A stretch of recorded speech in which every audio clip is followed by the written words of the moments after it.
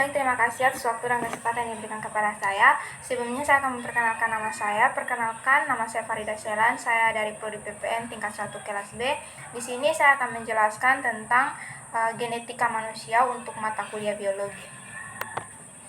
Yang pertama, pengertian genetika. Genetika adalah ilmu yang mempelajari sifat keturunan yang diwariskan pada anak cucu serta variasi yang mungkin timbul baik secara mendadak atau secara berangsur-angsur atau evolusi. Istilah genetika, kata serapan dari bahasa Belanda, genetika, adaptasi dari bahasa Inggris, genetik, dibentuk dari kata bahasa Yunani, geno yang berarti melahirkan, adalah cabang biologi yang mempelajari pewarisan sifat pada organisme manusia. Pada organisme, suborganisme seperti virus, dan dapat dikatakan juga genetika ialah ilmu gen dan segala aspeknya. Yang berikut perkembangan ilmu genetika. Tujuan suatu perkawinan mendapatkan anak sehat. Dari sebelum Masehi, orang telah memulai mencari bibit padi yang baik dan gandum. Pada tahun 1822 sampai 1884, Georg Mendel penelitiannya pada kacang ercis dan menghasilkan hukum Mendel karena Mendel orang yang meneliti sifat keturunan secara cermat dan dengan perhitungan dan dapat dipertanggungjawabkan, maka dialah yang dianggap sebagai bapak genetika. Pada tahun 1900, Kalilendre menemukan golongan darah ABO. Sejak inilah genetika manusia mulai berkembang. Pada tahun 1920 ditemukan pula penyakit hemofili. Setelah Perang Dunia Kedua, ilmu genetika mulai berkembang di Indonesia. Pada tahun 1956 diketahui umur kromosom manusia adalah 46. Akhir ini adalah perkembangan ilmu rekayasa genetika. Yang berikut, Georg Mendel. Mendel memilih RC sebagai penelitiannya karena yang pertama, umurnya pendek, yang kedua, mempunyai bunga yang kompleks, kepala putih dan benang sari pada satu batang, dapat menyilang sendiri atau disilangkan. Yang ketiga, mempunyai sifat yang kontraks, bunga sepanjang batang dan di ujung batang, warna kuning dan hijau, batang tinggi dan rendah. Yang keempat, mempunyai keturunan banyak. Yang kelima, waktu yang diperlukan untuk menghasilkan keturunan cepat. Dan yang keenam, dapat melakukan penyerbukan sendiri. Yang berikut cabang-cabang genetika yang terbagi menjadi yang pertama, cabang-cabang murni genetika. Itu ada genetika molekular, genetika sel atau sitogenetika, ada genetika populasi, genetika kuantitatif, dan juga genetika perkembangan. Sedangkan cabang-cabang terapan genetika itu ada 3 bagian, yaitu yang pertama genetika kedokteran, ilmu pemuliaan, dan juga rekayasa genetika atau rekayasa gen. Yang berikut itu ada substansi genetika. Yang pertama, kromosom. Istilah kromosom ini dikenalkan oleh W. Waldeyer yang mengatakan bahwa kromosom berasal dari 2 kata, yaitu koma yang berarti warna dan soma berarti badan. Kromosom artinya sebagai badan yang menyerap warna. Kromosom terdapat pada nukleus atau inti sel setiap sel. Yang berikutnya itu ada sifat kromosomnya. Ada 3 bagian, yaitu yang pertama hanya terlihat pada waktu sel membelah. Yang kedua itu mempunyai ukuran panjang antara 0,2 sampai 40 mikron. Yang ketiga memiliki beberapa enzim yang terlibat dalam sintesis DNA atau RNA. Yang keduanya itu ada klasifikasi kromosom. Kromosom dalam tubuh berdasarkan pengaruhnya terhadap penemuan jenis kelamin dan sifat tubuh dibedakan menjadi 2 bagian, yaitu otosom dan juga gonosom. Otosom sendiri ini juga tidak menentukan jenis kelamin organisme pada manusia dengan jumlah kromosom sel somatik 46 buah, memiliki 44 otosom. Selebihnya itu ada 2 kromosom, yaitu kromosom kelamin. Penulisannya itu dengan huruf A besar. Sedangkan gonosom itu juga disebut juga dengan kromosom kelamin atau kromosom seks. Gonosom dapat juga menemukan jenis kelamin makhluk hidup. Jumlahnya sepanjang pada sel somatik pada manusia jumlah kromosom yaitu ada 46 buah. Yang berikut adalah tipe-tipe kromosom. Berdasarkan panjang lengan yang dimilikinya, kromosom dibagi menjadi beberapa bagian, yaitu yang pertama metasentrik. Kromosom jenis ini memiliki panjang lengan yang relatif sama sehingga sentromer berada di tengah-tengah kromosom. Dan yang kedua itu ada submetasentrik. Kromosom jenis ini dia memiliki satu lengan kromosom lebih pendek sehingga letak sentromer sedikit bergeser dari tengah kromosom. Dan yang ketiganya itu ada aksosentrik. Pada kromosom ini salah satu lengan kromosom jauh pendek dibandingkan dengan lengan kromosom lainnya. Dan yang berikut itu ada telosentrik. Kromosom ini dia memiliki satu buah lengan saja sehingga letak sentromernya berada di ujung kromosom. Yang berikut itu ada hukum Mendel klasik. Menurut J.G. Mendel adalah orang yang pertama kali memperkenalkan salah satu mekanisme pewarisan sifat menurun melalui eksperimen di bidang genetika. Umum pewarisan Mendel adalah hukum yang mengatur pewarisan sifat secara genetik dari satu organisme kepada keturunannya. Untuk yang pertama ini, hukum itu tersebut terdiri dari dua bagian. Hukum pertama Mendel itu adalah hukum permisahan atau segregation. Istilah dari hukum tersebut itu adalah pada waktu berlangsung pembentukan gamet, setiap pasang gen akan disegregasi ke dalam masing-masing gamet yang terbentuk.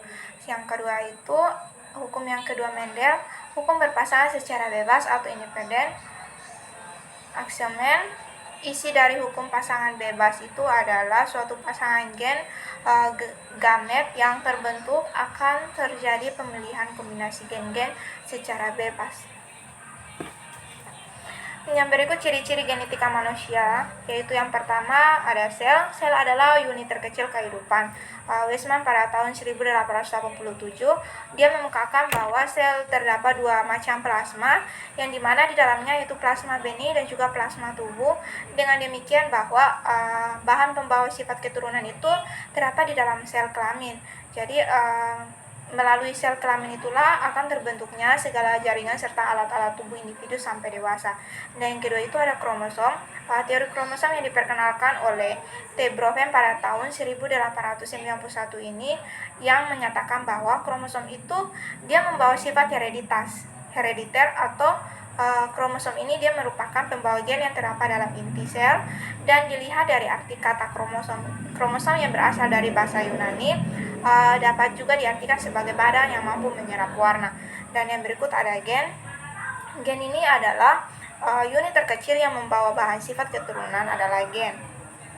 Kata gen dikemukakan oleh W. Johansen pada tahun 1909 sebagai pengertian istilah determinat, faktor atau elemen yang telah dulu dikenalkan oleh Georg Mendel. Gen memiliki peran sebagai mengatur dan menumbuhkan berbagai jenis karakter dalam tubuh, baik karakter fisik berupa morfologi, fisiologi, dan juga anatomi. Yang berikut ada pembelahan sel. Pembelahan sel pada ase seluler yaitu virus dan retrovirus digolongkan sebagai makhluk hidup ase seluler. Dikelompokkan organisme prokariotik dan juga ekariotik. Seluruh makhluk hidup dan juga virus serta retrovirus dia melakukan proses pembelahan sel untuk memperbanyak diri. Perbanyak sel virus ini dilakukan di dalam sel inangnya. Yang berikut itu ada sel pada prokariotik. Prokariota atau bakteri berproduksi melalui tipe pembelahan biner, yakni pembelahan menjadi separuh. Sebagian besar gen bakteri terdapat pada kromosom tunggal yang terdiri atas DNA sirkuler dan protein. Walaupun bakteri lebih sederhana dari sel ekariotik, namun replikasi genomnya itu secara teratur dan pendistribusiannya salinannya itu secara sama. Kedua sel anak masih sulit dimengerti. Dan yang berikut itu ada pembelahan sel pada ekariotik. Makhluk hidup ekariotik yang berbiak secara seksual, baik hewan, manusia, tumbuhan, dia melakukan reproduksi untuk mempertahankan spesiesnya. Tubuh makhluk hidup tumbuh karena adanya pembelahan sel. Jadi pembelahan sel itu dia mencakup dua proses utama, yaitu mitosis dan juga sitokinesis. Yang berikut ada amitosis. Pembelahan amitosis ini adalah pembelahan sel yang berlangsung tanpa melibatkan fase-fase tertentu, yang umumnya dijumpai pada pembelahan mitosis dan meiosis. Pembelahan amitosis ini adalah pembelahan sel secara langsung atau disebut juga dengan pembelahan sederhana yang dilalui dengan pembelahan inti tanpa dilalui dengan pembentukan benang spindle. Yang berikut ada mitosis. Mitosis ini dia merupakan proses pembelahan inti dalam sel eukariotik yang secara konvensional terbagi menjadi 5 tahap. Mitosis mempertahankan jumlah kromosom dengan cara menempatkan kromosom hasil replikasi secara seimbang ke masing-masing nukleus anakan.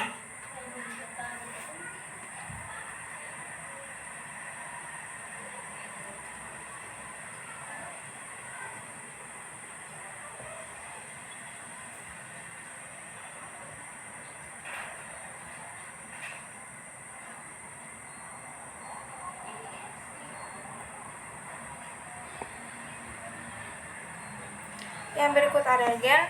Gen ini adalah merupakan unit terkecil yang membawa sifat bahan sifat keturunan yang ditemukan oleh W. Johansen pada tahun 1909 sebagai pengganti istilah determinan. Gen ini memiliki fungsi menumbuhkan dan mengatur karakter tersebut lewat proses yang rumit sintesis protein yang memberi dampak langsung pada tubuh. Yang berikut ada rekayasa genetika.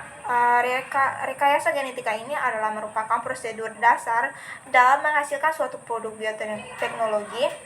Secara umum, rekayasa genetika ini dia melakukan modifikasi pada makhluk hidup melalui transfer gen dari suatu organisme ke organisme lain.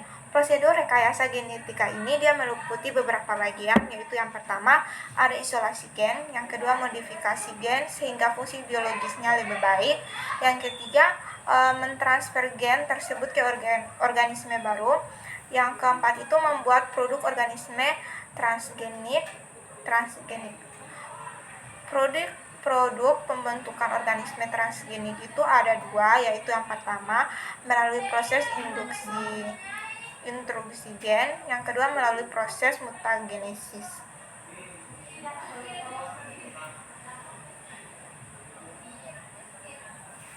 Yang berikut itu ada langkah-langkah yang dilakukan dalam rekayasa genetika secara sederhana. Urutannya sebagai berikut. Untuk yang pertama itu dia akan mengidentifikasikan gen dan mengisolasi gen yang diinginkan, membuat DNA menjadi salinan RNA duta, yaitu pemasangan DNA pada cincin plasmid, penyisipan DNA rekombinan ke dalam tubuh atau sel bakteri, membuat klon bakteri yang mengandung DNA rekombinan, dan pemanen produk. Yang berikut ada manfaatnya juga, yaitu meningkatnya derajat kesehatan manusia dengan diproduksinya berbagai hormon manusia seperti insulin dan juga hormon pertumbuhan. Yang berikut ada tersedianya bahan makanan yang lebih melimpah, tersedianya sumber resource yang terbaharui, dan juga berkurangnya polusi. Yang berikut ada penurunan rantai seks dominan pada reses, yaitu yang pertama dominan dalam genetika. Dominasi adalah fenomena satu varian atau alel gen pada kromosom yang menutupi atau mengesampingkan efek varian yang berbeda dari gen yang sama pada salinan lain dari kromosom. Dan yang kedua itu ada resesif. Gen ini dikatakan sebagai resesif apabila berpasangan dengan gen yang lain yang dominan, ia akan tertutup sifatnya atau tidak muncul. Tetapi jika ia bersama gen resesif lainnya atau alelnya, sifatnya akan muncul. Dalam genetika, gen resesif ini ditulis dengan huruf kecil. Yang berikut itu menentukan jenis kelamin. Jenis kelamin suatu organisme ditentukan oleh beberapa faktor, diantaranya faktor genetik dan juga faktor lingkungan. Faktor genetik ini dia merupakan faktor yang memiliki peran utama dalam penentuan jenis kelamin suatu organisme. Hal ini karena faktor genetika ini ditemukan oleh materi genetik yang ada di dalam kromosom, khususnya kromosom kelamin. Faktor lingkungan yang mempengaruhi perbedaan jenis kelamin suatu organisme dapat berasal dari lingkungan internal sel maupun lingkungan eksternal sel. Salah satu contohnya itu adalah suhu lingkungan. Yang berikut ada Pauton cell. Pauton cell ini pertama kalinya itu ditemukan oleh orang genetikawan asal Amerika Serikat yang bernama Thomas Morgan. Pauton cell ini dia menyebabkan suatu sifat warisan yang hanya muncul pada jenis kelamin tertentu, bergantung pada di mana gen-gen itu terpaut atau juga terikat. Pauton cell ini dapat terjadi pada manusia maupun juga pada hewan. Yang berikut ada contoh kasus genetika. Salah satu contohnya adalah dari kanker prostat agresif. Para penelitian melaporkan bahwa satu set gen dapat membedakan kanker prostat agresif. Dalam sebuah laporan yang telah dikemukakan oleh para ilmuwan yang menyatakan panel 20 gen dapat membedakan kanker prostat lokal dan juga yang lebih agresif. Dalam sebuah penelitian yang melibatkan 692 pria dengan kanker prostat stadium lanjut yang telah menyebar, para peneliti mengamati 20 gen yang diketahui terlibat dalam perbaikan DNA. Gen ini sangat terkait dengan risiko kanker prostat. Penelitian yang dipimpin oleh Dr. Peter Nelson di Pusat Penelitian Kanker Fred Foundation dan timnya menemukan lebih banyak mutasi gen, diantaranya pria dengan kanker prostat metastatik. Hal ini dia menunjukkan gen tersebut adalah prediktor yang baik untuk kanker yang lebih agresif. Tingkat mutasi pada gen ini hampir 20% di antara pria-pria ini, dibandingkan dengan sekitar 5% di antara pria dengan kanker prostat lokal yang tumbuh lebih lambat. Beberapa obat anti kanker itu menargetkan beberapa mutasi yang diidentifikasi para peneliti. Hal ini berarti pengujian genetik dalam membantu orang-orang dia memulai perawatan yang paling efektif lebih cepat. Hasilnya juga dapat membantu anggota keluarga lain yang mungkin memiliki beberapa mutasi yang sama. Yang berikut ada faktor yang meningkatkan risiko kanker prostat, yaitu yang pertama itu ada usia, riwayat keluarga, obesitas, tinggi badan, makanan tertentu, kurang gerak, peradangan di kelenjar prostat, penyakit seks menular, gangguan tidur, dan juga penyakit tertentu. Yang berikut ada faktor risiko kanker prostat yang masih diperdebatkan. Itu ada dua bagian, yaitu prosedur vasektomi dan juga sering ejakulasi. Yang pertama itu prosedur vasektomi itu adalah beberapa penelitian itu mereka menyebutkan bahwa pria yang pernah menjalani vasektomi mungkin memiliki risiko untuk tekanan kanker prostat. Namun penelitian terkait hal ini masih dilakukan untuk membuktikannya, sehingga faktor ini sebagai penyebab kanker prostat masih belum bisa dipastikan.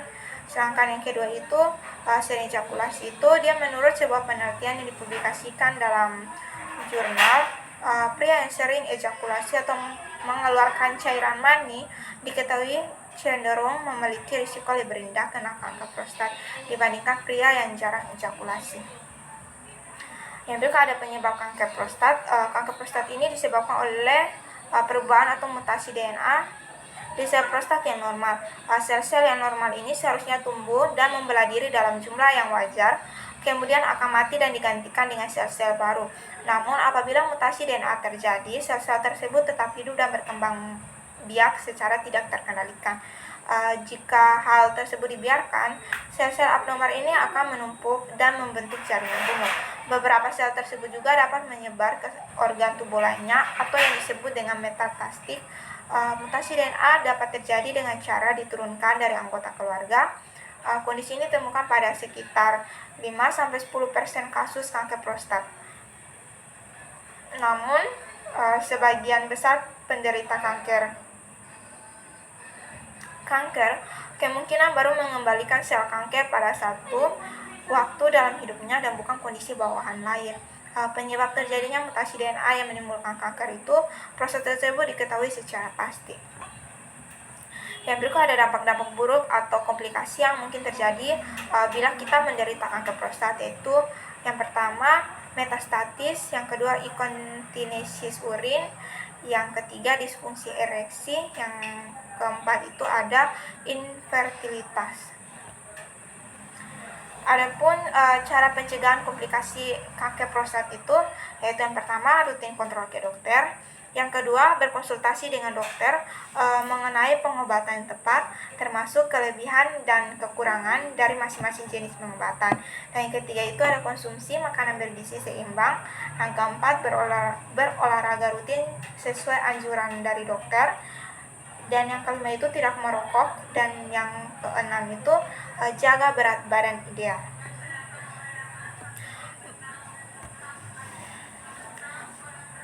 Baik, mungkin ini saja materi yang akan saya sampaikan. Sebelumnya terima kasih banyak karena sudah memberikan masukan atau beberapa hal lainnya. Mungkin ada kata-kata yang kurang tepat pada penyampaian materi saya, mohon dimaafkan, dan dari semuanya bisa memperbaikinya atau juga bisa mempelajarinya. Mungkin ini saja dari saya, sekian dan terima kasih.